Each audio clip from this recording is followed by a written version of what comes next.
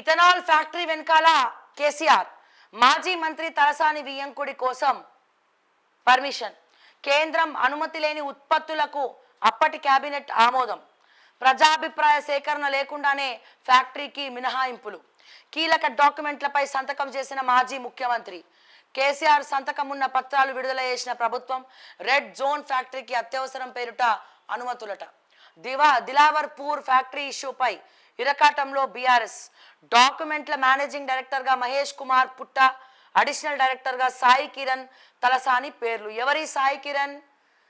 మళ్ళా సుధప్పు సల్లక్క press meet పెట్టి దీనికి దానికి మాకేం సంబంధం లేదు అని చెప్తా ఉన్నారు, మాట్లాడుతూ ఉన్నారు.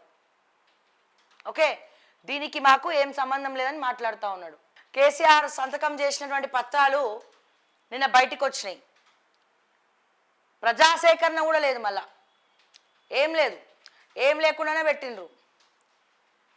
మళ్ళా కేటీఆర్ వచ్చి ఆ బాధితులు ఈ బాధితులు అని మాట్లాడతారు. మీరు ఎలగబట్టింది ఏంది? మల్లన్న సాగర్ కావచ్చు, ఆ రంగనాయక్ సాగర్ కావచ్చు, లేకపోతే మన నేరేడు చెల్ల అనుకుంటా ఇక కావచ్చు, లేకపోతే ఇక్కడ మన కాళేశ్వరం దగ్గర కావచ్చు. ఎంతమందిని లాఠీచార్జ్ చేయలేదు? తప్పించుకునే ప్రయత్నము. దామగుండం ఫారెస్ట్ అక్కడ నావీ ప్రాజెక్ట్ ఎవరి వల్ల వచ్చింది? కేటీఆర్ వల్ల కాదా? శంకుస్థాపన చేయమని చెప్పింది కేటీఆర్ కాదా? పర్మిషన్ ఇచ్చింది కేటీఆర్ కాదా? తర్వాత కోర్టుకి ఎక్కితే హైకోర్టు మొట్టికాయలు వేస్తే 5 ఏళ్ళు ఆపిర్రు. మళ్ళీ ఇప్పుడు వచ్చి రేవంత్ రెడ్డి కూడా గదే తప్పు చేసి మళ్ళీ సంతకం పెట్టి పంపిస్తుండు. ఇది పరిస్థితి. ఇట్లా ఉంది కథ. తలసాని శ్రీనివాస్ యాదవ్ గొర్రెల స్కామ్ నుండి కాపాడిందే రేవంత్ రెడ్డి. తలసాని కుటుంబాన్ని గొర్రెల స్కామ్ నుంచి బయటపడేసింది రేవంత్ రెడ్డి. అమ్ముడువైన రేవంత్ రెడ్డి పైసలు తీసుకొని ఏమన్నా చేస్తాడు. ఇప్పుడేమో ఇగో శుద్ధపూసలు చూడండి, ఇక వీళ్ళే తొత్తులక్క పని చేసుకుంటారు. ఇగో తలసాని సాయి కిరణ్ డైరెక్టర్గా ఉన్నటువంటి ఆయన పేరు కూడా బయటకు వచ్చింది. మరి నిన్ననో మొన్ననో వచ్చి ప్రెస్ మీట్ పెట్టి మాకు దానికి సంబంధం లేదు, ఉట్టి పుకార్లు పుట్టియకండి అని చెప్పి సిగ్గు లేకుండా మళ్ళీ మాట్లాడతారు. మళ్ళీ కరీంనగర్ జిల్లాలో అల్గనూర్లో నిర్వహించిన దీక్షా దివస్ సభలో కేటీఆర్ బీఆర్ఎస్ నేతలు.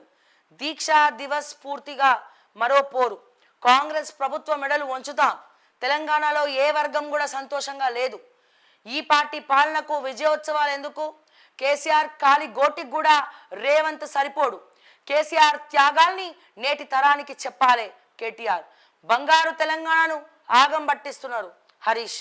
బీఆర్ఎస్ ఆధ్వర్యంలో రాష్ట్ర వ్యాప్తంగా దీక్షా దివస్ను కేసీఆర్ పోరాటానికి స్ఫూర్తిగా తీసుకొని మరోసారి కథన రంగంలోకి దిగుదాం.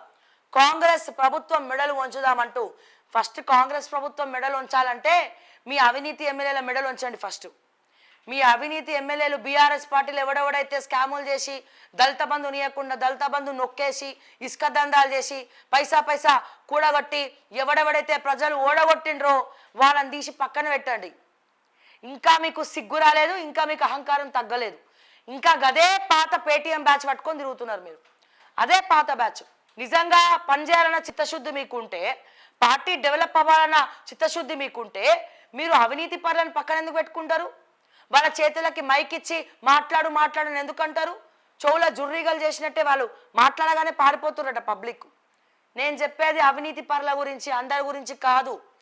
బీఆర్ఎస్లో ఎవరెవరైతే ఓడిపోయినారో వాళ్ళని ఇళ్ళకి పరిమితం చేయకుండా మళ్ళా మైకు పట్టుకొని అవినీతి పరులను తిప్పుతా ఉన్నారు. మేమేమన్నాం, కొత్త నాయకత్వం బీఆర్ఎస్లా మండల అధ్యక్షులు, జిల్లా అధ్యక్షుల దగ్గర నుంచి ప్రతి ఒక్కరిని కూడా ప్రక్షాళన చేయండి, ప్రతి ఒక్కరిని కూడా మార్చండి. జై తెలంగాణ అని చెప్పి పార్టీ కోసం కష్టపడినటువంటి కార్యకర్తకి డబ్బులు లేకపోయినా సరే పదవులు ఇవ్వండి అంటే ఏం లేదు. మాట్లాడితే మా కేసీఆర్ వస్తాడు, మాట్లాడితే కేటీఆర్ వస్తాడు. ఇంత చేయండి రా నాయన అంటే వీళ్ళు ఇంత చేస్తున్నారు. అది బెడిసి కొడుతుంది, వీళ్ళకి అర్థమవుతలేదు. ఇంత యాక్షన్ చేయండి అంటే వీళ్ళు ఓవర్ యాక్షన్ చేస్తున్నారు.